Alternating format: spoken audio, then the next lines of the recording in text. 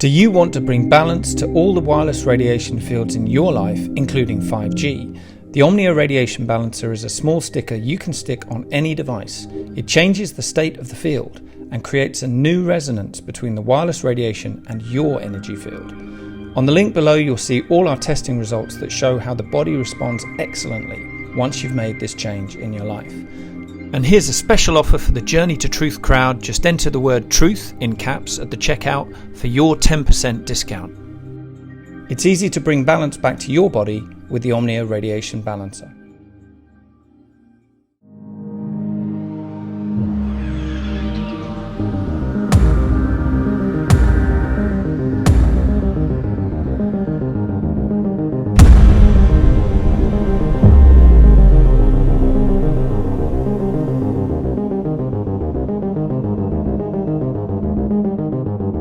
Hey guys, welcome back. Tonight we are joined by Barry Littleton and Matthew Mournian. As many of you guys may know who they are, we were at Starseed Adventures Conference in Cocoa Beach, Florida with them, and they got to chatting and realized they had some really cool experiences. And this idea for this show kind of organically sprouted in Florida, so we thought we would put this together. And there's some really interesting things to talk about, like Matthew calls a new era of contact, and it's looking different for the individual. It's not what we thought it was going to be as far as this mass disclosure. It's really appearing different for every individual right now. So we're going to get into some really interesting stuff as far as that goes. Matthew has an experience he's going to share, as well as Barry, and we're going to get into that. Before we do, just a few things, just promo code stuff. And you guys just watched the Omnia commercial. That's 10% off with promo code TRUTH. And Teespring, 20% off, promo code Sleepy Joe. And Hopewell Farm CBD. Sorry, Hopewell Farm CBD. This stuff's really amazing, actually. We've been getting a lot of positive feedback. People are really enjoying this stuff. I mean, this is just, you can't tell what it looks like here. Amazing. But it's 15% off with promo code Circle Back on the, if you click the link below. And they have a new crypto payment method also. So if you have any coins that are traded on Coinbase, you can use to purchase this CBD, which is a really cool feature. And I know a lot of people are kind of moving that direction, as far as a lot of companies are actually implementing crypto payments. So anyway, that being said, guys, welcome to the show. I'm looking forward to getting into this. This is something that I've been excited about since we talked about it. And really, what the coolest part about this is I'm going to turn it over to you guys, because you guys have the experiences. So we're going to be learning from you tonight, and I'm just really excited. So welcome to the show, Matthew. How's it going? Really, really good. Thank you. It's really good to see everybody here again. Honestly, it is a true honor that you guys are willing to have us on your show and to talk about all this wild stuff. I mean that very, very sincerely, because there's still not too many places online where we can have an open, talk about what's been going on in our own internalized ET experiences without having some layer of, weirdness or, assumption or just, all kinds of stuff. So yeah, thank you. It's truly an honor. Yeah, no, it's great to have you back. It's been, how many times have you been on the show now? 3, maybe 2 individual, and then the roundtable. Yeah, probably. Yeah. Thank you.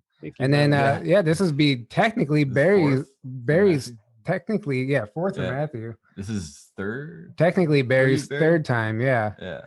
And we had Barry on in the early days when we had no clue what we were doing, and then he was here for the roundtable for the conference.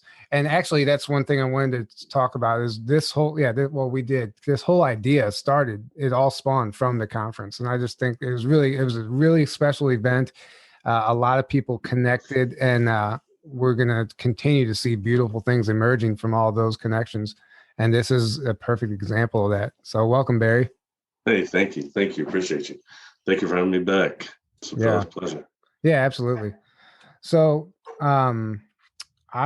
so you guys had the idea to you guys approach us. Like, we want, apparently Matthew told Barry a story that blew him away, and they had this idea to come in and discuss this topic. So I'm going to turn it over to these guys and let them explain how that all happened. Well, Barry is kind of a master storyteller. So Barry, I'm going to let you set that up, and then I'll sort of like launch into this whole weird experience I had, which might make more sense a little bit later, but yeah, take it away. Cool. Right on. Thank you. I appreciate you. Well, one thing is that the conference itself, I never know what to expect when I go into one of those. That's like the 8th one I've done. And I didn't know what to expect because I'm not the SSP guy. I've got a different type of contact. And, I think that's a block that is purposely put there so that we all don't communicate the way that we should. Because I had unfounded worries before I went in there that was nothing. But when we started talking, Matthew, which is very quickly, you had mentioned something about Black extraterrestrials and having an encounter with a melanin dominant extraterrestrial or interdimensional.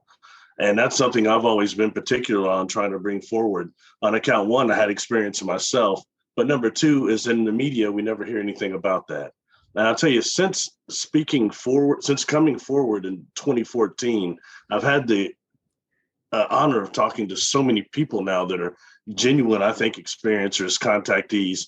And there are many that have had some type of an experience. Yours is one of the coolest I've heard. So I think it's worthy for other people to hear it right now. So more people bring it forward. It's not as uncommon as we might think, but just the fact that the media has avoided that. Certain things like, excuse me, certain things like the Pleiadians that we're so familiar with, some people have got upset with me about the Fabio joke and the Christy Brinkley joke with the Pleiadians, but Kevin Sorbo, baby. But the fact is, when you look at the Aboriginals are speaking about things right now, and I think it's the Strong brothers that have brought that forward that are saying that they're producing relics and saying that the first Pleiadians here were Black, were in their image. So that's just something that needs to be mentioned a little bit, and how there's a connection between there and the Cherokee Indians, and actually where do some of these melanin dominant and other ethnic extraterrestrials come from as far as space goes, location. So I'll touch on that real quick, just the ones I'm familiar with, which is, I don't have names for everybody, but you've got individuals from the Syrian group that I think we hear about quite a bit. We've got humanoids and amphibious type of melanin dominant beings there. Also in Vega, I've heard a lot about Polynesian, Asian type of extraterrestrials, and also Black African type of extraterrestrials there as well. And that takes us over into something that I think needs to branch out a little bit further, all right, which is what we don't talk about enough. And this goes even more than just melanin dominant extraterrestrials. This goes in contact altogether, which is extragalactic contact. We're getting to where in these, I think in the New Age and in the ufology, we're so getting accustomed to these small groups. Syrian, Pleiadians, all these places that are local Milky Way places, even close to our own solar system. Yeah, so I think we have to go much further than that. The beings I dealt with, I kept thinking, knowing that they were other galaxies, but after talking to quantum physicists now, people like Dr. Shields, I've had to accept that I'm dealing with beings that are from another universe. And that's why I was seeing what I was seeing, and how the universes are actually shaped together and are not the way we're thinking now, and what black holes actually are. So it's really thrown it to another level. So I think we have to start thinking extragalactic and remembering that the Hubble said that there are like 300 trillion galaxies now. When I ask about that, these physicists, including Dr. Shields, he told me, so we're not doing it like that anymore. Now we're doing it by planets. And I said, well, how many planets do you think there are planets in the universe? And he said 30 to the 80th power. Wow. That's interesting, isn't it? Yeah. 30 with 80 zeros behind it, right? Yeah. So it's things like that. Yeah. So in concept wise, because for me, it stressed me out when I was trying to find out about my experiences, especially when I was younger. Not just did I not see many contactees that look like me, I didn't see any beings that look like me either. So that's very discouraging, and that stops us from being, quote unquote, a type 1 civilization. If we're making that type of a jump right now, we need to keep talking, because I noticed the more you have people like us talking about it, I've seen even the conferences changing, more melanin dominant people at the conferences, more people communicating and sharing. That's what this is all about for us going forward. We need more than just Nichelle Nichols as Lieutenant Uhura on the bridge. We need more than that. We need more communication, but that was showing us where we need to go. Anyway, going back to this real quick, and I'll turn this over. Sorry, I get too excited sometimes. When dealing with these melanin dominant extraterrestrials, you have ones that have been encountered by some people that have come forward, such as Michael Desmarquet, I think is one. Another one is Daniel Kell, that wrote a book about what he experienced. And I've heard others been telling me now, and culturally also, hearing about a type of melanin dominant hybrid that comes from the black praying mantis. We hear a lot about praying mantis and encounters with them and hybrids from them, but not about the ones that are melanin dominant. We have black mantises right here on Earth that people don't seem to talk about very much. So that's one type, and the type of contact that they're reported to do when you encounter them is they have about a 2-hour dance that they do in front of you. And they have, although they appear to be like almost tall brothers dressed like Moors, but what they're concealing is an extra joint here and on the knee also, just below the knee.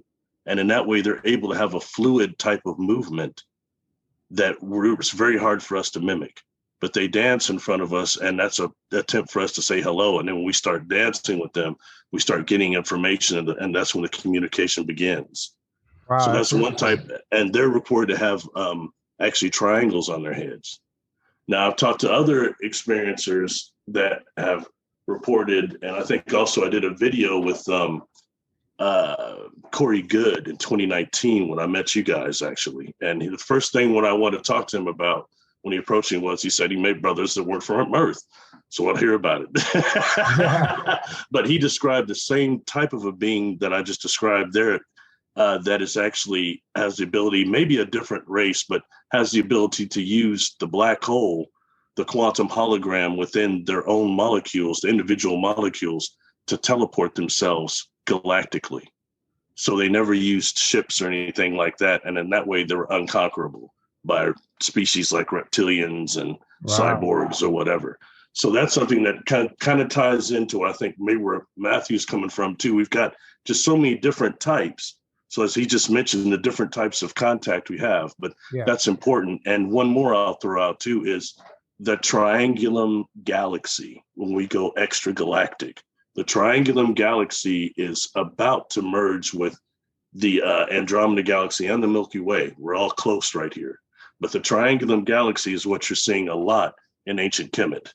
It's not always Sirius. It's not always Orion. What you're seeing a lot is representations, the pyramid of the Triangulum Galaxy.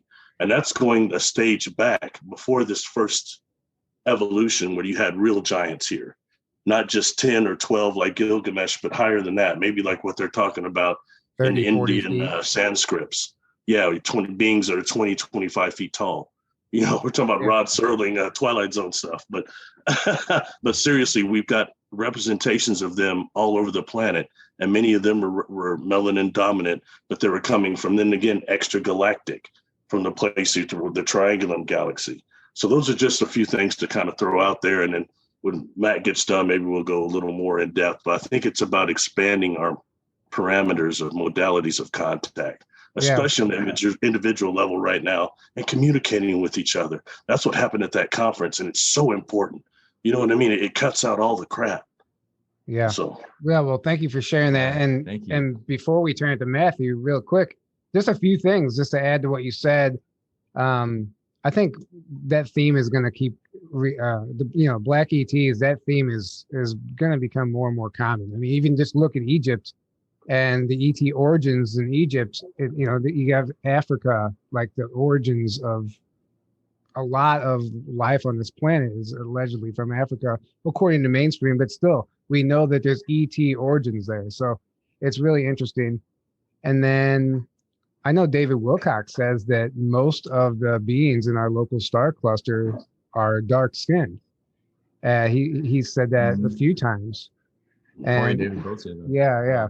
And then also, I knew we were going to talk about this, and I remembered a We were at Dimensions of Disclosure in 2018, and Elizabeth Wilcock did her presentation, and she talked about an experience with dark-skinned ETs that she had, with this ship landed, and there was like 90 of them on there, and like 3 of them came off the ship, and they were levitating, and they gave her like 3 rules on how to defeat the reptilians or something. It was a really interesting story, but I mean, it's coming up. It is there. It's just not prevalent right now, but it's really interesting. And Matthew, I'm really interested to hear what you have to say.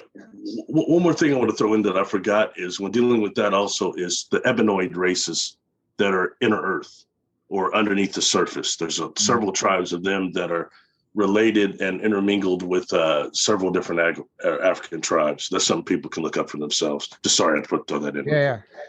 No, go ahead, Matthew. Yeah. Let's hear what you got. Totally. I'm excited to hear the Oh, story. Lord. Okay, first off, Barry, you're blowing my mind. I had totally forgotten that you had mentioned the black mantis being thing.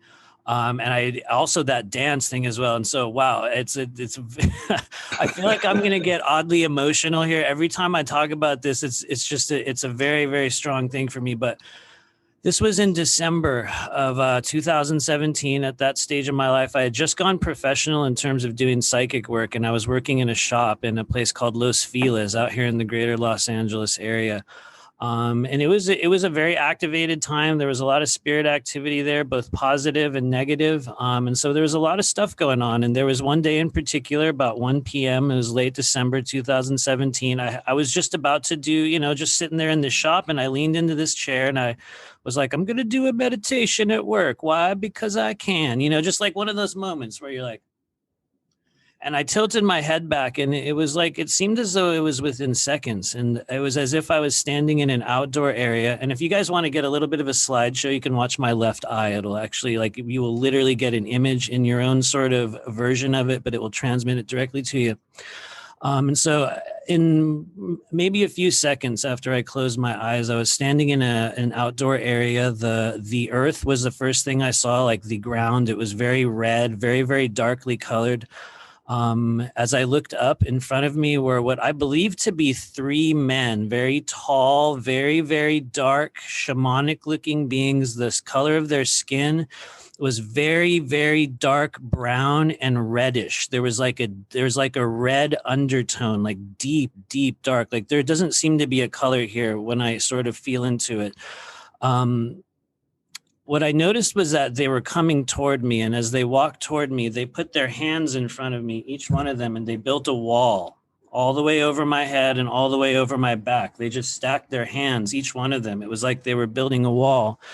And as they put the wall over my back and they brought their hands down, they circled off. And as they came around again, one of them opened up his hand and went, and he blew something out.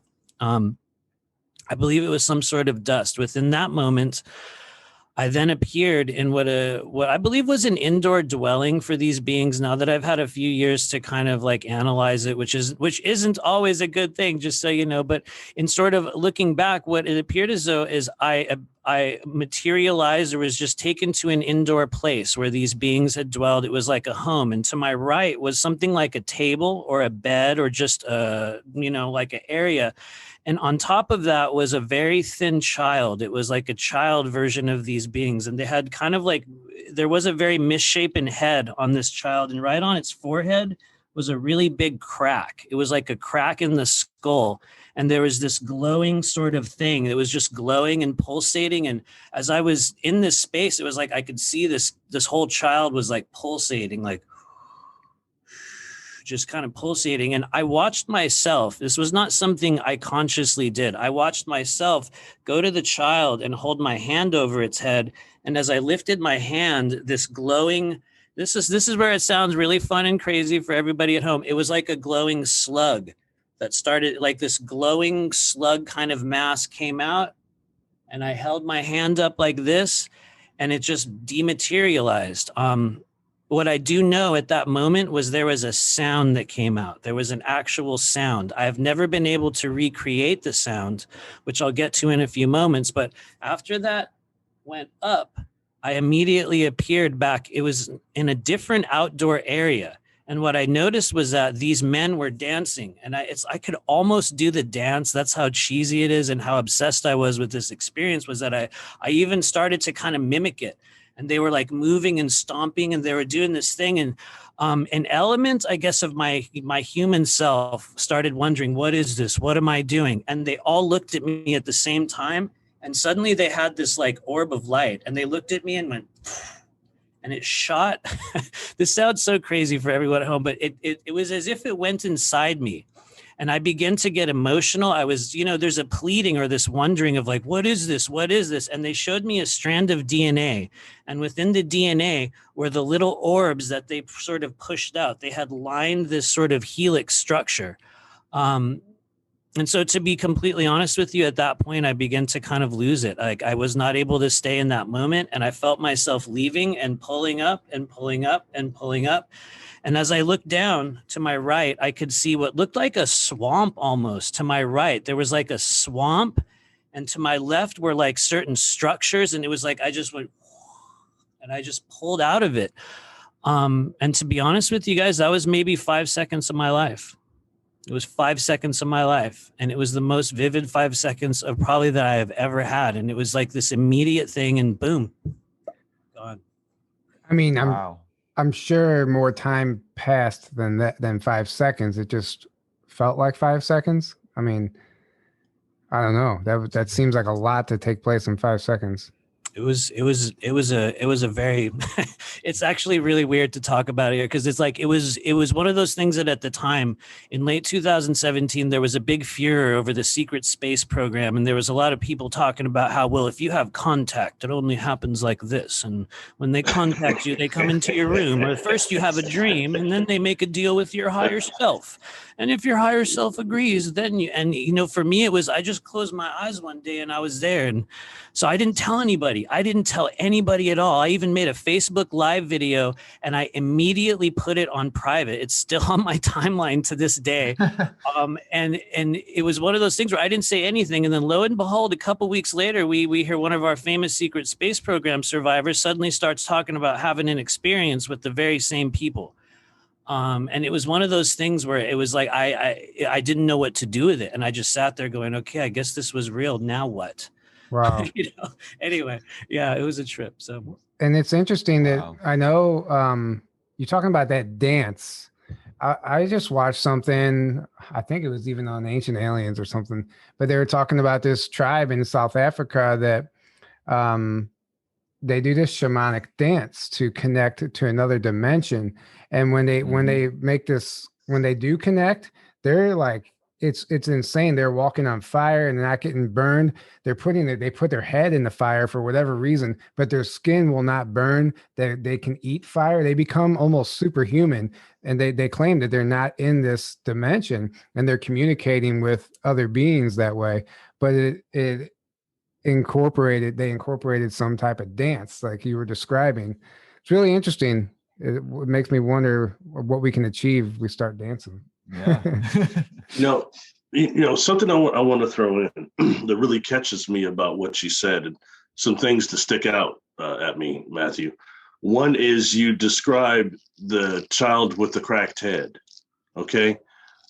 Something, if you look at especially Linda Moulton Howe's Earth Files and the reports she has of a lot of the mantid reports, are several of them have these, and other people too have these reports of them, their heads glowing or their mouth actually having light coming out of their mouth. Now, when taking this, and me, of course, being kind of the weird brother I am, I like to contrast things. All right. One, I'll have a piece of it, the Uranta book. I read that when I was in high school, and throughout the years, I had a big problem with it due to the racial part. But once I put that aside and really look at the material, which is intensive, a lot of it, they talk about a group of beings. They're very specific in different beings they describe, but a group of beings called the life carriers, and how the life carriers populate civilizations or solar systems, and ultimately, I guess, galaxies to a degree. Now, when looking at that, some of these reports of these praying mantis, especially the bigger ones, because some are reported to be like 15 feet tall. People say that these beings have told them that they're like the watchers of civilization, of solar systems, and they actually implant life there. So theoretically speaking, what is the evolution of one of these life carriers? What all different containers do they go through in their evolution? Is the type of a mantid type of a representation, is that one of them? It's food for thought, if nothing else. So I've done a video before about the life carriers and the giant praying mantis. So when you say that and you talk about this child having this light, and then actually something coming out of it like that, is that actually the original form that this being has from where it's from, a different dimension, a different universe, whatever the case is? But we're dealing with, as these are black praying mantis hybrids, we're dealing with beings that come from dark matter, or what we're calling dark matter, our science is now. And I don't want to confuse that to what's also being termed dark aberration matter, which is actually the matter that is scattered within dark matter that is not generating light and not light coming from it. So they say that's where actually evil lies and comes from. It's this dark aberration that is connected to dark matter. But they're different. Very interesting concept, especially when you back that up science. There's a science behind what I'm saying, Anyway, I think what you're saying, though, is taking that back into, as far as creation, some type of a life carrier species that's a hybrid from that. And, I think it's fascinating. So I want to say thank you for sharing that. And as far as the bending the space-time continuum, I've had something like that happen, Matthew, to where I was actually having what I thought was a physical experience. And then what has happened, another group has actually bilocated me and distracted my physical body here consciously. And I'm being bilocated, but I don't detect that exactly until it's over. Then I can see these other beings too. I'm having this cross. And what seemed like about a 5-minute encounter has been 4.5 hours of missing time. And I was completely conscious. So something like that. So I know exactly what you're saying, Absolutely. When you're dealing with a type 3, type 4, type 5 civilizations that can work with the different coexisting timelines, all bets are off, man. Yeah. Absolutely. I would just say one thing, and then I think you were Tyler was going to say something, but no, go ahead. As a person who spends a tremendous amount of time in training and also practicing moving outside of the body, I can tell you with great assurance, and I know there's going to be lots of people out there that are going to be like, "What? That's not true," but this has been my experience. As soon as you truly leave the human body, the concept of time that we understand right here, right now, it does not exist in nearly at all the same way that it is here. And by my understanding at this point, the only place in which we experience linear point A to point B time is here on the third density separation plane. And so in the third to fourth density shift, which we're in right now, many of us are having the experience of timelessness. It's literally one of the facts of our life here as humans. And I will just add one other thing, because you asked about that sort of mantis form, and it's crazy to hear this, because those were the original ET experiences that I had, was with these wild mantis beings. But all that aside, that experience with the child, I believe, was teaching me or giving me a frequency that I now use. Because as I was saying, when this happened, it was like a sound came out. And what I noticed was not immediately after that experience, but maybe a couple days, I don't know, a week later, I was working and doing clearings with people. And I realized I had this urge to it was like I wanted to mimic the sound, which is kind of cheesy and embarrassing. But I found that when I did, the very first time I ever did it, it opened a different layer of energy for this woman. And it was like her body just went, and like all of her emotions came out. And I was like, whoa, I had consciously mimicked the sound that I had heard in that experience, to the extent that I do it every single day. And we literally teach people how to make that frequency now. It's a trip. But anyway, so. Hey, what did the mantises look like that you encountered? The very first one was when I was doing a meditation. This was 2016. It was like July, and I was just doing a crown chakra meditation randomly in the morning, and this pop sounded in my head, and I looked in front of me, and there was a gigantic praying mantis, about maybe bigger than the room I was in, which is hard to describe. It was bigger than the room. And I just looked at it, and it was looking at me, and the feeling that I felt in my body was that he was proud of me. I felt that he was happy to see me. It was really a trip, man. It was like he was like, it was just this love came out. And as soon as I kind of just looked at it, he turned into a boy, a very dark skinned, what I thought was like Indian looking, like sort of from like India. He turned into this very dark skinned boy, probably about 16 years old, maybe 14. And he had red bands around his arms, and he was just smiling at me like, and then they were gone. And it was just over, man. And I was like, and once again, I didn't tell anybody. But when I started hearing about all the secret space program stuff, I was like, oh, okay, people, it kind of opened a door. And that's what led me to all you guys, actually, and all the stuff we're doing now. But those were just things where I was like, oh, that was a trip. Who do you tell? I don't know. So, yeah.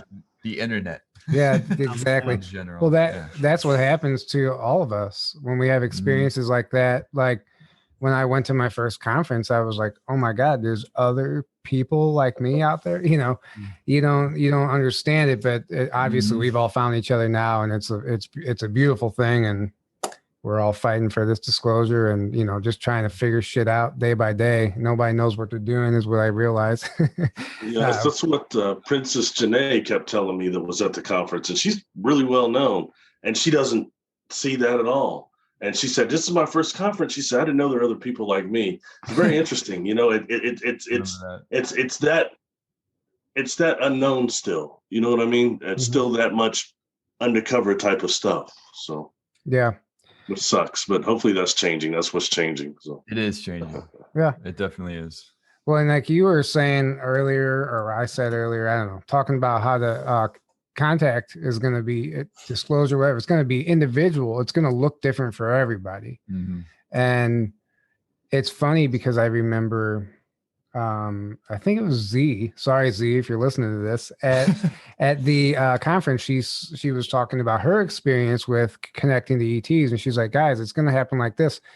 She goes, you're not going to get a text from an ET, and that's not how it works. But you actually got a text. In one of my experiences, that's exactly what happened for me. Literally got a text, and that just proves the point where it's going to look different for everyone. There's no one size fits all. Yeah.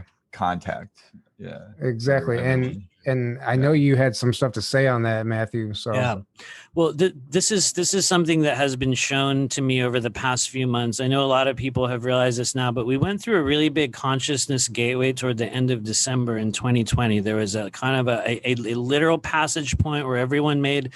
For some of us, it was a predetermined choice. Some of us went with the flow of the moment. Some of us were kind of overtaken by the collective consciousness. Other people, like this soul group here, we made a direct choice to go to the next stage of our journey. And so for each person, the next stage is an individual thing. But what's been shown to me by the beings and just the stuff that's been going on in my world is that we're at a stage in which, based on your predetermined choices, your internalized vocabulary or catalog of spiritual or mystical information, you will begin to receive experiences that fit within your paradigm, your understanding. They will not be defined by any other person.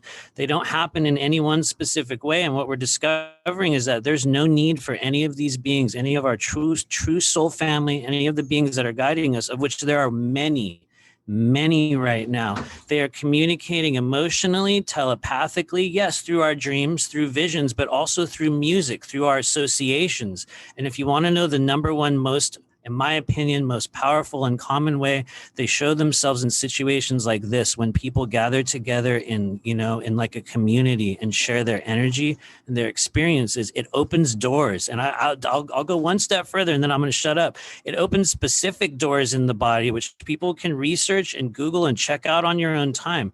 Namely, the Bindu Chakra in the back of your head. It's also known as a moon portal. And when this opening in the back of your head is able to breathe and transmit energy, we receive a whole different level of transmission. There's also a very important place, and then I will stop after this, the Thymic Chakra. A lot of people have heard me talk about it, but tremendous energy gets stuck here, and we're unable to use our upper chakras accurately until this part moves. And so anyway, sorry to go on a tangent, but yeah, it's totally unique now. So I hope that makes sense. Kind of chiming in on that and how it is exclusive and individual. For me, when I had an encounter with what I believe is a melanin dominant extraterrestrial, a female, it was in a public place. And I've talked about this before, and it's amazing the amount of responses I got from people when talking about this with a group that I call the Charters. And I say that in terms that every 7 years for us lifetime experiencers, contactees, whatever word you want to use, every 7 years, we get approached by somebody that comes out of a crowd in a public place, an airport, a bookstore, somewhere like that, like what happened to me. And they say just something absolutely profound to you. They have such an impact on you energetically, spiritually, then they're gone. They go back off in the crowd. You don't know where they came from. Interesting. But I call them Charters. And what I've learned since then, with my experiencers is that really these are more akin to, I think, some type of historians that make contact with those of us that have lifetime experiences. But for me, it was when I was 21, it was a melanin dominant female that approached me in a public place. And, it was very interesting because she gathered my attention, name one, because I was at the age where my brother's hormones are pretty strong and she was quite attractive. So she definitely kept my attention. You know what I mean? But when I asked her, one is she's an extreme telepath. And I was at the age, now I was a kid anymore. In the cage, we know most people are not telepaths, really. Like we can pick stuff up and know somebody's calling, little ESP stuff. But direct telepathy, kind of communicating right then on the spot, a lot of people don't know how to do it. And she's doing it strong, and she's reading me. She's reading me good, to a point to where I got uncomfortable. So I threw up a shield, all right? She threw her hair to the side and crashed through my shields and started reading me again, something that no person I've been around has been able to do. And that's when I knew she wasn't what she appeared to be. And I asked her, I said, what? First, I couldn't exactly place a race. So I was like, what race are you? What ethnicity are you? And she looks at me, she says, I'm of Black and Guatemalan descent. And most people at that age, that was back in the 90s, you don't talk like that. You know what I'm saying? But yet the amount of strength and energy she had is like the other Charters I've encountered. The first one was Caucasian male. Okay. And that, and then it went on from there. But each of them, the only way I can describe them is their energy doesn't feel, it's not like someone who has ADHD or something. It's not that type of energy, but it's an advanced energy that pushes you slightly. And the only way I can describe them is that give it about 600, 700, 800, 1,000 years, if humanity doesn't exterminate itself, they feel like people from the future to me, energetically. And if you can detect energy, it's there. Okay. So anyway, that's my communication with somebody I think that was definitely human, but not from here. And when dealing deeper with that, with people like my friend Flubber and other people who've had different contacts, she said that was a descendant, an Andromedan that's descended to actually the Mayan race. And she can trace all that back. So it's very interesting. The way I describe this woman, she describes as being of the inner earth women, being quite a bit like that, having also a good bit of libido about them, maybe some type of, what do you call it? Pheromones, high pheromones. Oh, okay. Yeah, not good for brothers like me, not at that age anyway. So, but that was just part of the contact, But anyway, so it comes in different ways. But when I spoke out about the Charters, so many people started responding. Well, something like that happened to me. It was in an airport. It was in a bookstore. If you just think about it, it's very interesting. It's food for thought, if nothing else. Yeah, I absolutely love that concept of the Charters. I guarantee we've all had someone come to. I'm sure people listening to this right now are thinking, I wonder if that person, whatever, was a Charter. I'm thinking of a few people right now, and it's interesting. Yeah, because some people come into your life and they'll like have a profound impact, and then it's like you think maybe you're gonna spend the rest of your life with this person, or like you're gonna be friends with them forever, and then they're gone and you'd never forget it. It's a really interesting concept, the Charters. And I think it goes all sorts of ways, because I'll tell you, the Charter that I had in my early 40s, was at that SETI ranch, and it was that Sasquatch that told me the term elder. I mean, you know, it says a lot, because I'll tell you fellas something. That being was on me before I ever got there. Before I agreed to go there, I was very nervous. This was my first conference. Very nervous to go there, 2016, and about a week before I went up there, a little more than that, I started just obsessing about albino Sasquatch, white Sasquatch. I'm looking up Thinker Thunker, MK Davis. I mean, I'm tearing it all up, man, you know? And I didn't recognize that as telepathy, though. It just seemed like some sort of weird obsession. Even my brother was asking me, what the hell's wrong with you? What are you looking at?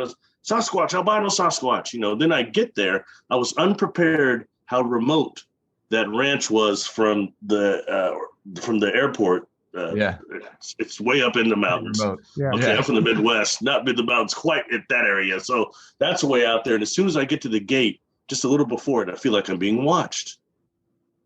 One of the conditions of a brother speaking out there is that a brother doesn't really want to pitch tents, and I don't want to camp. So I need some sort of facility. So they put me in one of those yurts back there. Yeah. And that's when, you know, I'm going behind there, the trees are pushed over, rocks. I'm like, all these weird stuff happening out there, you know, but it was this elder making constant contact with me. And then when it was over and I'm gone from that place, I realized, wow, that was a seventh year for me. And I was wondering, I was trying to keep my eye out when a charter might come, one will make contact. And if you can just detect the energy, you can catch them, or at least feel them, you know? It's kind of hard when somebody's talking in a crowd, you still say, hey, are you an extraterrestrial from a different space sector? You know, well, it depends on where you say that. Because if you say that, it depends on where you say that. If you say that at a conference, everybody's going to be like, yeah, I'm from Andromeda. I'm from here, you know. You know, but as far as the SETI, I had to realize that the type of Sasquatch they have out there, and I think, Matthew, we talked about this a little bit at the conference, is that they have to have an awareness of the future. They knew I was coming. Mm-hmm. That individual did. You know, and the fact that when I got there, I had just done a video over invisibility techniques, something I always tried to practice as a kid and stuff, and learned that a little bit, which is easier than people think. But I get out there and this stuff is getting pulled on me. You know what I mean? It was just incredible. So I would just say, just once again, that expands the modalities when we're dealing with paranormal and metaphysical, whether they're interdimensional beings or different beings. I think we're all talking about higher vibrational beings. So that's important. What are your experiences with charters, Matthew? Is that vibe with you? I would be honest with you, I am now just learning about this here today. And it makes absolute sense. I can tell you that, at least based on what I'm learning here, I believe that I had that year for me was in 2017. I don't know exactly what or who or when it was, but oh my Lord, some sort of a contact, a literal timeline shift took place that altered the literal path of my entire life. I would not be standing here today.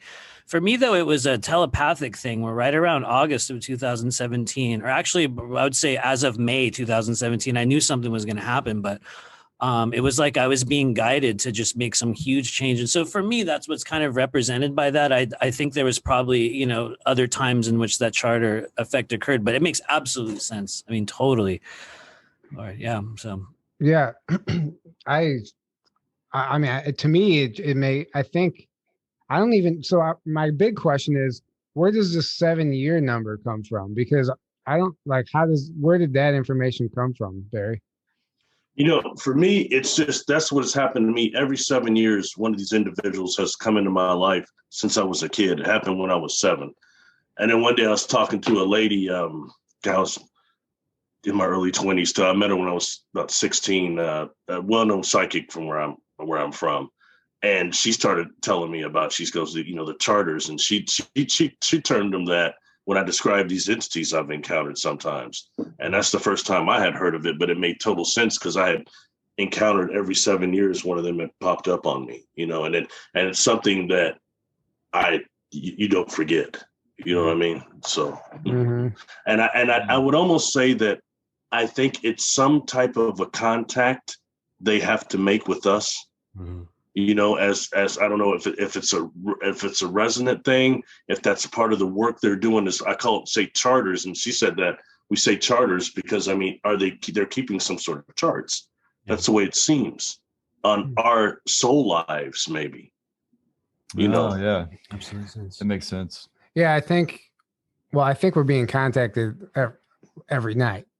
I mean, we're leaving. I know I mean, the shit that happens now anymore, it's like, I might as well write a book. It's just crazy. But as far as a physical person coming into your life every 7 years is really interesting to me. Because I've encountered people even in the past, maybe it wasn't a charter, but there's some people I've looked at and I'm like, that's just not a human. There's just not a human. And I'm pretty sure a lot of people have encountered people like that. I have a question, Tyler. I'm so sorry to interrupt you. I have a question.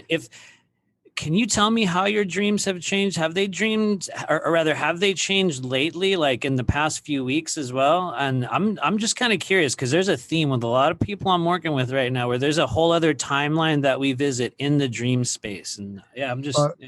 Well, that's how it's more of an experience than a dream. Dreams are always like people are changing and morphing, and you're in one setting and a different setting, and there's no constant, right? But when I'm having an experience, which appears to be a dream, I remember everything. Nothing changes. The setting is real. And I'm there with other people, often in the community. A lot of people in this community I've hung out with in the astral, and it's getting so real that it's like really hard to determine what reality is. But I'm coming to the conclusion that it's just an alternate reality that's happening simultaneously.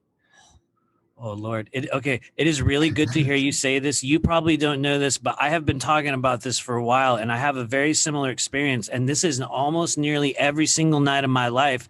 I will go to sleep and I will wake up in another world, in another place, in another body. I'll go through the whole day there. And as that period is ending, a lot of us are there. Many people we know, we're all going through processes, we're having experiences, but it's the same. It doesn't change. It's exactly like you're saying. There's like a whole other life that we're going through.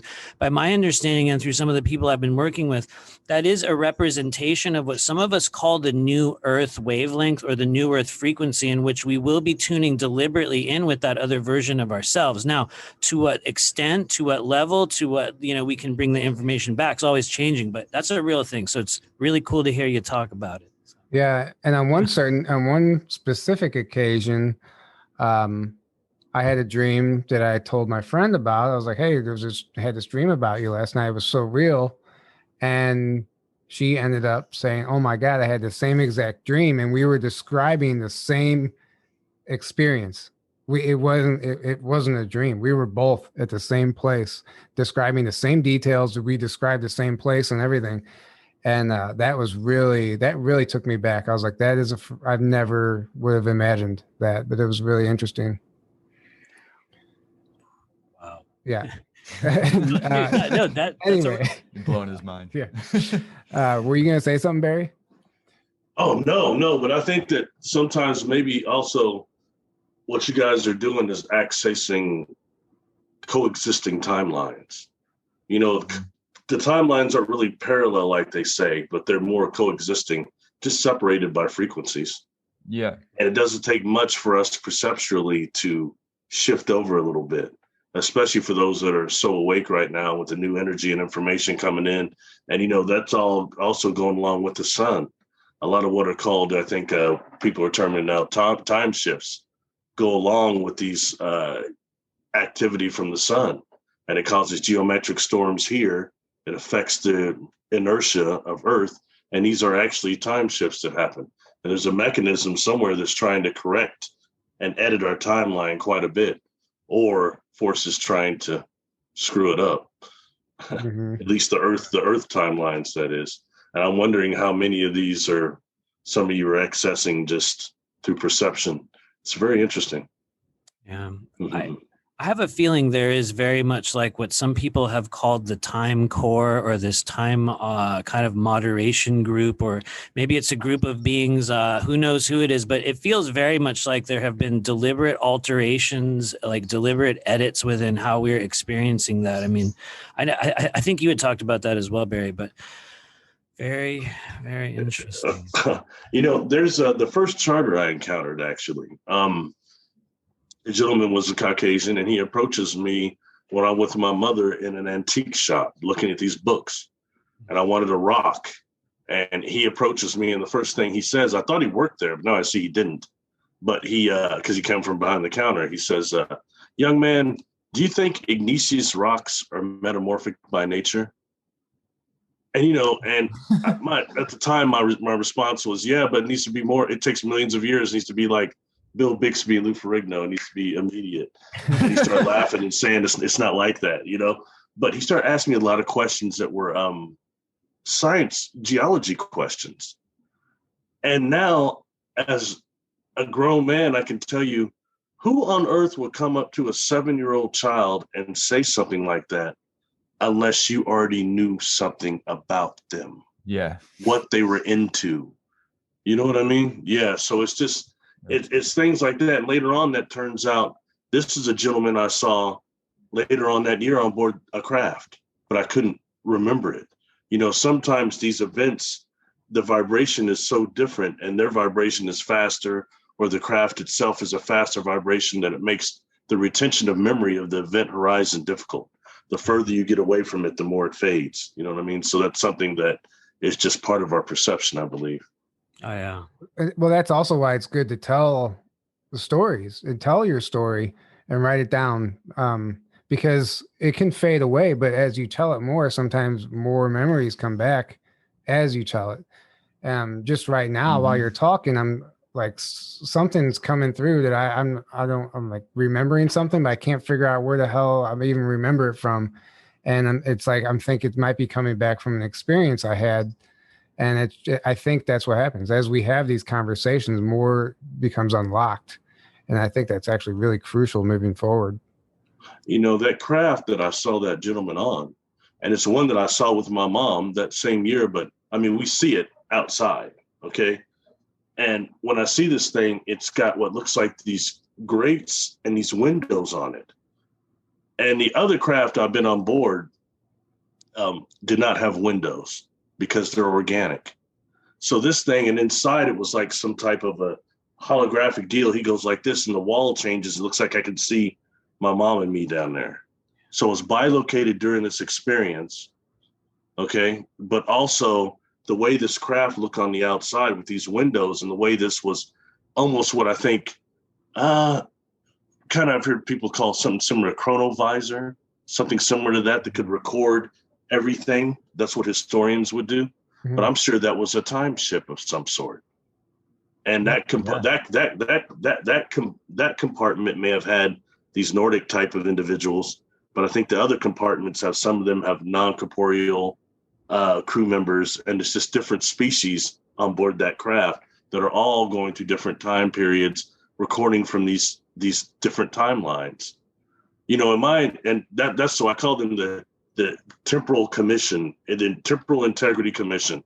Matthew, I stole that from Star Trek Enterprise, man. Anyway, nice. but I think that's what they actually are, and I think that they're actually trying to monitor and maybe stop the timelines from maybe entwining too much or something. They're doing something. Well, yeah, with Looking Glass and chronovisor. Which a chronovisor, it's like a little thing that goes over your eye, the left eye, right? And I know I don't know this at all, but I've heard. I thought it was a machine. Well, it could be, but I do know there's a chronovisor that there's probably different ones, but I know there's one that goes over your eye. I've heard described that it's something that exists that the Vatican owns, and they've been using this, but not just anybody can use it. It has to be. It's like built for a specific race. It has to it works with your DNA somehow, where something like Project Looking Glass isn't like that. So it's actually not as sought after, because it's useless to somebody who isn't in a line with it, I guess. It's just interesting, but I think they have that technology specifically to look at the timelines. Oh, absolutely. I absolutely agree. Some other people have heard me talk about this, but one of the early stage experiences I had a couple of years ago was some sort of an out of body experience where I was taken with a group of people, and it was like we were demoed. We were shown this technology. It was like a laboratory environment. I believe I was viewing it through another person's eyes, because when they put this thing on me, it was a woman. It was like I was viewing it through a woman's eyes, but it was the literal visor, and it was a thing that they put over your face, and you sat in this chair, and it goes, and it like sealed over your face. And it was crazy, because in my head, as it started, they said, "Are you ready to play the world's most dangerous game?" And I got scared, and it was like I felt myself kind of pulling out of it. And what I noticed was that within the visor thing, it was sort of like a director mode where you could watch and sort of move and like position. And they were watching people on a street. They were moving around and like moving in between them and watching them. It was bizarre. I mean, absolutely bizarre. And you know what those people probably see in the street is an orb. I wondered. Yeah. I never thought about that afterward, because it was just like, what? Oh my God. Like, where do you know what I mean? What do I say? But probably. Well, I mean, that's my understanding of orbs. It's an ET that can't physically, it takes too much energy to physically change your density, your vibration, to physically change your vibration to enter, let's say, third density, 3D. It's like their consciousness, right? Yeah. That's what I've heard. It's like the manifestation of consciousness in our dimension from another dimension, right? Yeah, I think so. Yeah. But then Basically what orbs are. and they send it out, and they can, like, let's just say a Sasquatch, you see those orange orbs, they don't even have to like, that's what Sasquatch. they don't have to phase into this dimension. They can just like zip around as an orb and scope out whatever they want to see. And then if they like something they see, maybe they can, hop dimensions at that time or at that point. I don't know how it works, but when you said that, putting that on and be able to zoom around people, I imagine that's kind of like I wonder if people would see an orb. I wonder. Oh, Lord, I wish I knew. So many of those things just happened and then they were gone. And it's like, there's no context with which to discuss it later. That's why I love this whole like group that we're all a part of now, because I think it really gives people like this sort of voice or this moment where they can go, oh my God, what? And I thought that was crazy, or I thought that was fake, or you too. Yeah. Exactly. Well, and and it's very worthy of mentioning, like for me, for a long time, when I was younger, I had both physical and like astral type of stuff happening.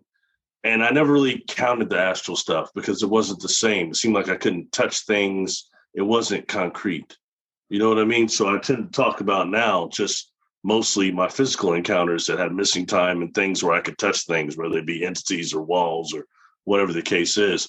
But the truth is that the large amount of people that are having contact right now, it is happening in the dream, in the astral, because that is the way we perceive another dimension, another density. It's perceived like that in that type of a dream-like deal. And that's where they can meet us halfway. In those physical encounters that I had, I'm going to speak for myself, there was a horrible sickness on those ships that was worse than being on a merry-go. It's like being on a merry-go-round, or like when you go down on a roller coaster, how it takes your stomach for a second. It felt like that, but constantly. And eventually that begins messing with your mind and the experience itself. They're putting in my temporal aphasia is what they call it. Yeah. But in reality, after a while, it starts really messing with the experience. But now I know these are beings from another universe that can only do so much of a pattern of unfoldment in this universe to meet us. So one of these craft is, only halfway with us. That's why it's hard for us to exist there. At least the ones I'm talking about anyway. But, it took me, decades to figure that out and come to accept that. Huh. Wow. Can I ask you a question real quick, Barry? What does temporal aphasia feel like for you? Because for some reason, like hearing you say that, I'm like, there's like something there. For me, there were two things. One, it's this dizziness, and it's like, kind of like when you spin on the merry-go-round, you get off for a second, and you're kind of still going like that. And then to me, it was actually compounded by this type of a Windex ammonia smell. There's a mist on board these craft. And to me, it's like keeps breathing that, and it's hard to breathe. Then you have this aphasia thing going on. Then they start hitting you telepathically with information. It's all just too much. And you start, for me, and the longer I'm there, the more debilitated I got. Like to the point to where I said, after what happened to me in the 6th grade, I said, well, next time I have physical experience, I'm going to try to just grab something, one of these crystals or something. Yeah. You know what I mean? Then I'll make a fortune. I'll be like the dude on ET. But the truth is, I was so sick on board those craft, I wasn't going to be grabbing anything. And more than that, I'll throw this to you guys, all right, is that these craft are alive and sentient. But I can tell now at this point in my experiences, I underestimated how sentient these craft are. They're grown. How advanced they are. Some of them were dealing with craft that are probably thousands of years old. All right. And when I'm on board, the reason why I'm not being escorted by some of these entities, some of them that are partially phased out, I'm just walking around, is because the ship knows me. It scanned me. I mean, more than that, I think it knows me on the level of racial memories, genetic memories, but we're going to cross this over to soul life memories. We're immortal souls. Some of us are not just dealing, like I said before, with different galaxies. We're dealing with different universes. We've been around. So when you're dealing with a craft that has actually grown over a wormhole, and these wormholes, these black holes, the new science is showing, the data they're getting shows that they're like the hard drives of the universe. They're storage devices. Actually, the information wraps around what they call a regosphere or a mako that stops it from being eternal, black hole from everything going in forever. There's something that stops that called the mako. And outside of that, you've got the universe that actually is recording. So when someone says they access the Akashic records, they've accessed portions of a black hole, because these black holes are operating like brain waves. They're calling them quantum conscious waves. Those are types of brain waves. So that means you can access them through brain waves. And it makes sense, because if you want to talk about speed, I was told that they're estimating the speed of thought is 100,000 times the speed of light. Wow. Interesting food for thought, isn't it? But if that's how you would access that, when you access that mako, you got the Akashic records. This is food for thought. But if you're on board a craft, like I was on board, and I showed you guys a picture of it, you've seen it, that there were these different wormholes in this room. They're opening and closing. My God, you want to talk about temporal aphasias? I was going to lose my cookies every second in there. All right. but there's, but I mean, it's their opening, closing, and it's being jumped in and came out another one instantaneously. But I realize now that these are actually pathways of coherency to other universes. So you've got a craft from another universe in this one that is able to choose the best path of coherency for its next destination. Man, that's taken it to a whole nother level than what we're used to. You know what I mean? I was still used to, you just tell Mr. Sulu where to go and tell Chekhov, go here, go there. You got the navigator, you got the helmsman, but you've got a craft that is actually a brain, a heart, and the navigator. Yeah. And the helmsman, all of it.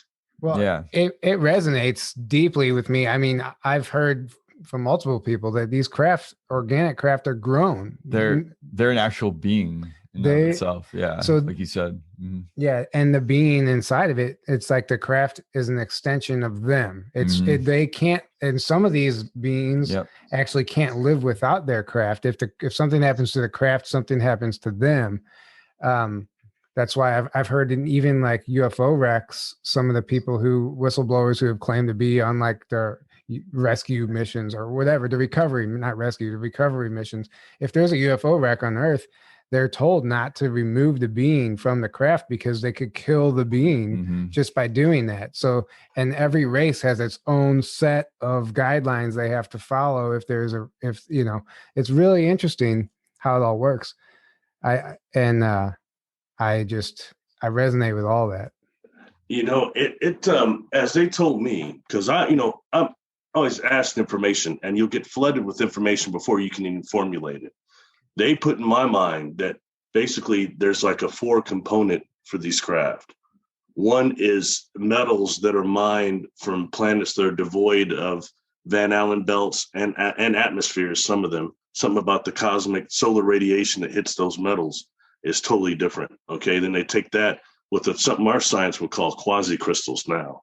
Crystals with different lattices that are grown, bioluminescence crystals, things of that nature. Then there's a fungus component, and I cannot emphasize that enough, the fungus component. And then you've got the DNA of the crew. And I think that it's the life energy of the crew as well, their kundalini, their life energy, that is the power source for this craft as well. And this compound is grown over a singularity in space. And we know now through our current science what, like when they actually bond glass in space in zero gravity, what that does. It makes it so much more like a Knight Rider glass, a molecular bondage. Yeah. But these are just things we're going to now. And I've been talking about this for a long time, since I came forward, but I knew before that. But now look at what NASA's doing. They're saying they're going to make homes of mycelium on Mars and on the moon, and homes that are made of fungus. And they're doing that we're doing that right now in infrastructures around the world. They're using that type of a fungus to do that. See, so our science is going there, towards that. It's just food for thought again, nothing else. Go and Matthew, I know you were wanting to jump in, so go ahead. Sorry if I cut you off. Oh, I don't even know what I was going to say. I think I was going to ask a question, and then you sort of answered it. It might have been about the mycelium energy, but yeah, I'm totally with you. Absolutely. Go ahead. Well, yeah, the whole mycelium. I mean, what's that movie? The fungi. I forgot what the hell it's called now. It talks about the mycelium network on the planet. It's crazy, how everything's connected. The entire Earth is a brain.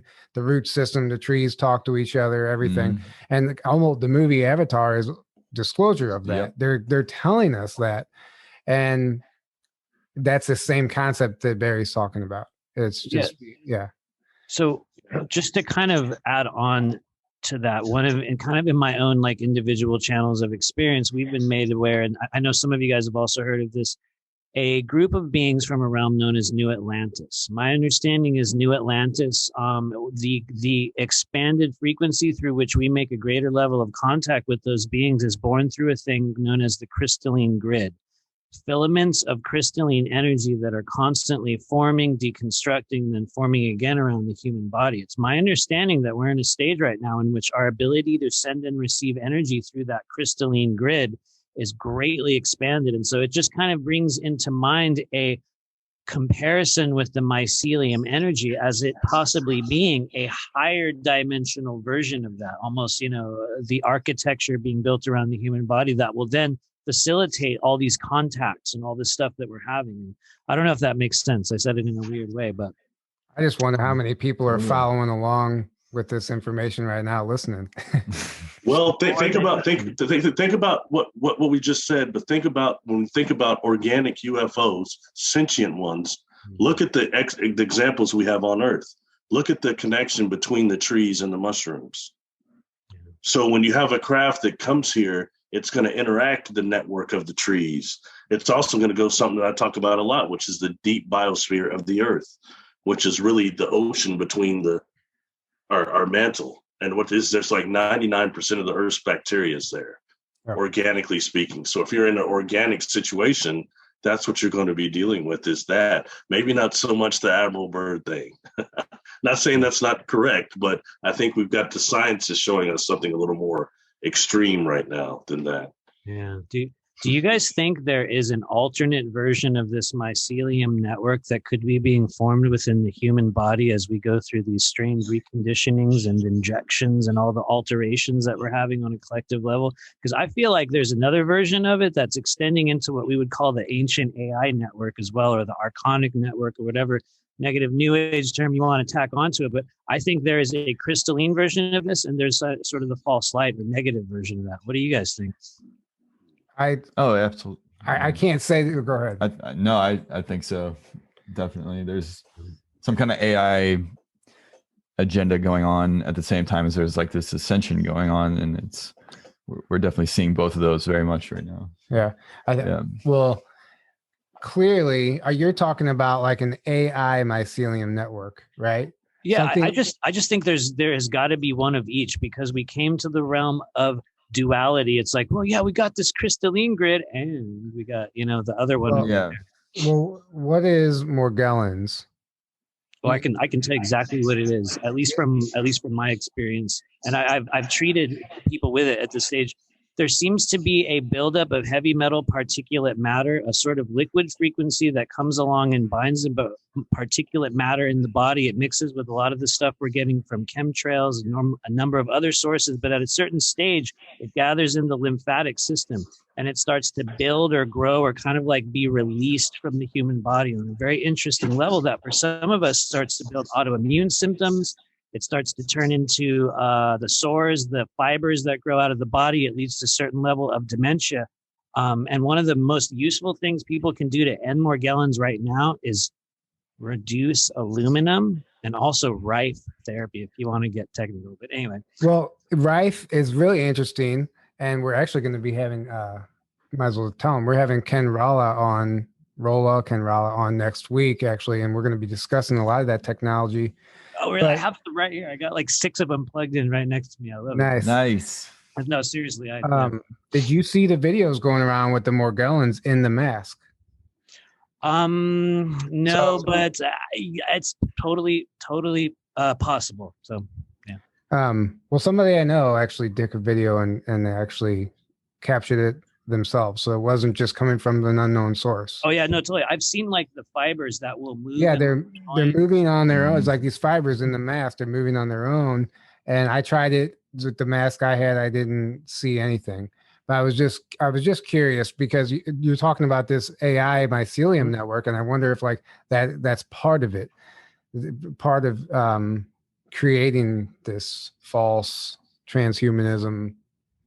Well, when looking at extragalactic species, and I think kind of to kind of tab in on what you said, Matthew, your question is that kind of like what McKenna and gosh, the other guy's name that we're trying to talk about is that like psilocybin is the perfect candidate for being a probe from an advanced civilization in terms of its impervious to solar radiation, so it's capable of galactic travel. Number 2 is how it conveniently symbiotically meshes with the earth and with the nervous system of humans perceptually. Just food for thought again. But I mean, that is an extreme, definitely an example of that. And I can take that and throw that over into what's called radiotropic fungus, the fungus that grows on the walls of Fukushima and also Chernobyl. Has to be actually scraped off by robots. It actually uses its melanin to convert the gamma radiation into the growth cycle. That's what the Hulk does. You know what I'm saying? So that takes us also combining that with what I just spoke of, the deep biosphere before, which contains actually most of that 99% of undiscovered bacteria is dark microbial bacteria. Wow. That almost takes us in. Is it possible that that's what's in the rogosphere of a black hole, or in the middle? It's Einstein bones, bison particles, or is it really some type of a melanin? Food for thought once again, but it's good. Mm-hmm. Go ahead, Matthew. Yeah, just really quickly, because here's what happened. As you were asking about the Morgellons thing, a whole bunch of information shot in my head. It was very, very overwhelming. I received kind of one additional word literally while you were talking. It was shouted in my head. And so I'm just going to say it for everyone here, because this is going to be one of the things that we're going to be dealing with on a much greater level in the coming years. It is nano-neural toxicity. And so it's just something that people need to start learning about. We're going to be experiencing much more of it as our population becomes much more inoculated. And so for those of you guys trying to understand Morgellons and the symptoms, we're going to be learning about nano-neural toxicity. So anyway, I just want to throw that in there. No, that's really cool that you're able to get on the spot downloads like that. So that's something I think we're all going to be tapping into also. Mm-hmm. But what I was gonna say is it doesn't even matter. But, I was gonna say what I love about listening to Barry is that he could be making up words and I have no idea, because I don't I don't understand some of that terminology. Just been making up everything. Yeah, like those wrestlers, man. Yeah, One guy said huge magnitudes. They're making up words. So if you remember, Barry, when you hopped on our live in Florida, we were talking about the temporal aphasia, and I was telling you about the book where I read about them. They call it Space Sick because they didn't have it. But anyway, this is the book right here, guys. The Secret Journey to Planet Serpo, a true story of interplanetary travel. And it's a great book. Within this book, they talk about 12 astronauts, maybe 13, going to spend 10 years on another planet, and back in the 60s or 40s, I forgot the dates now. I'm terrible with numbers, but this is like a documented account from some of the astronauts, and they talk about experiencing that sickness that Barry talks about on an extraterrestrial craft. And you can actually read about it in this book. They describe it, what it does to you and everything. So it's really interesting. I love that book. I'm so glad you guys have that. That was There's a lot of information in that book that surprised me. Going all the way back to the 1800s and the reptilian agenda and the Black Dragon and the Green Dragon Society. And it's kind of like where those societies came from, because they were channeling reptilians that were living underground in Tibet, and they were carrying out agendas for them up here on the surface. And they had like this 500-year plan already set up in the late 1800s for what they wanted to do to humanity. And it's really interesting. So you've read that book, Matthew? Oh yeah, that I just randomly came upon it about 4.5 or so years ago. I think I just saw it somewhere at a bookstore, and I was like, "Whoa, that's awesome!" Total accidental find. And then I heard the author Len Kasten on Coast to Coast AM a couple months later, right after I got the book, and I was like, "What? How is this?" Yeah, nice. It was just synchronistically showed up, and it blew my mind. I had not heard of Serpo at all at that stage, and I think for some of us that have looked into it afterwards, Serpo itself seems to be a conglomeration of several different kind of projects that all came together. Who knows, if it is or if it isn't. But by my understanding, absolutely real. And there have been many, many of those since then. Yeah, fascinating. And that's exactly how I found the book too. Totally random. No one guided me to it. I just saw it in the bookstore. Yep. You were guided to it. Yeah, but not a person. True. Yeah, this book can be broken down in an entire episode. It's really, really incredible. So is there anything else that you guys want to cover before we start wrapping this up? I think we've been going for about an hour now, a little over an hour. Yeah, I will just say one thing really quick, and then I'll let you take it away, Barry. I just want to say one thing for the people in our soul group right now, and everyone right now is talking about contact. Everyone's waiting for disclosure. Everyone's thinking that, the portal's going to open and the solar flash is going to happen. And I know other people have heard me say this before, but we are disclosure. These experiences are ours, and they're never going to come pick you up in a craft and take you to the LOC in the middle of the night. The way we're going to begin experiencing our extraterrestrial brothers and sisters is no longer by looking up in the sky and waiting for an orb to flash itself. It's by going within, by finding your heart, by healing the inner child, and then by gathering, as a group and talking about it and sharing our energy. In my experience so far, that is what led or opened the door for me to begin having these experiences. And I think if anyone hears anything that I say, understand that it is possible for you, and it doesn't have to be on a plant medicine journey. It doesn't have to be in a ship on the LOC. We are constantly having contact. And so I just say, believe, truly believe. And we're getting there together. So thank you. Well, you're right. I mean, contact is happening constantly. And it's up to us to almost, I guess, raise your vibration to meet them halfway and be able to experience it. And it's not the same. It's different for everybody. Right. That might not even work for somebody else, but yeah. Barry, any last words? One thing I mentioned the radiotropic fungus. Some scientists had speculated to me that they thought maybe it was a melanin dominant civilization type 345 that sent that to try to help with the radiation cleanup here. Mm. So it's a matter of, are we actually getting help? And I think that takes us into what Matthew was speaking about, the nano, and even civilizations that may have gone smaller to the pico. And we start dealing with civilizations that are that small that have done something like an engineering feat like a Dyson sphere. And we deal with like the things Dr. Lear pulled out, those implants that got what, a mile worth of carbon nanotubes in them. I mean, that's incredible. You think about a Dyson sphere, those are many civilizations that would explore space through the inner space. They're going to go inner space like Martin Short and Dennis Quaid. Just food for thought. You know, I think when we start thinking about advanced civilizations and the different type of contact, yeah, they're going to be definitely much more an astral type of contact, because the astral body doesn't conform to these physical parameters.